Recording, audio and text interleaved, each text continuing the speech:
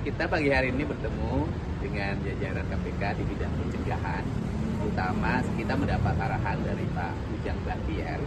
Arahannya adalah seiring dengan kebijakan yang diambil oleh pemerintah Provinsi Jawa Barat untuk melakukan upaya mengefisiensikan, merealokasikan seluruh belanja pemerintah dari dari belanja yang tidak penting ke belanja yang dianggap menjadi kepentingan publik, terutama di bidang pendidikan, kesehatan, infrastruktur jalan, irigasi, penanganan kemiskinan, jaringan listrik. Itu menjadi prioritas utama kami, dan kami mendapat arahan seluruh kebijakan itu nanti harus terkawal menjadi output-outcome dan benefit kepentingan masyarakat.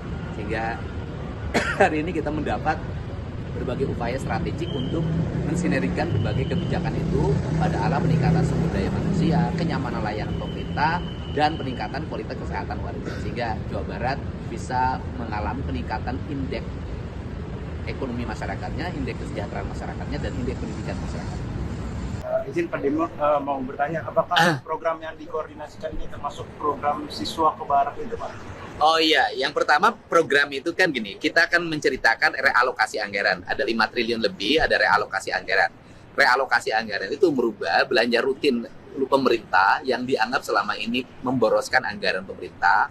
Kemudian alokasi belanja publik tapi tidak memiliki kepentingan publik. Misalnya di dunia pendidikan, ada belanja 700 miliar lebih untuk TIK. Sedangkan yang dibutuhkan oleh dunia pendidikan adalah ruang kelas baru, sehingga anggaran itu digeserkan menjadi ruang kelas baru.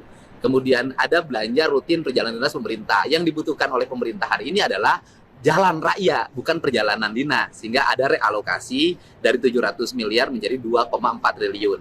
Nah, kemudian ada sosialisasi yang biasa dibelanjakan oleh pemerintah. Yang dibutuhkan oleh masyarakat hari ini adalah banyaknya hampir 240.000 rakyat Jawa Barat tidak punya listrik. Maka ada realokasi hampir 250 miliar dari angka 9 miliar untuk belanja penerangan listrik warga. Nah, seluruh rangkaian itu di dalamnya itu kan ada program pendidikan berkarakter yang di dalamnya merubah anak-anak dari punya sikap agresif tawuran, minum-minuman keras, kemudian korban game online, mengikuti pendidikan kedisiplinan, dan insya Allah berdasarkan rekomendasi dari psikolog, dimungkinkan mereka besok sudah bisa meninggalkan barak untuk angkatan pertama.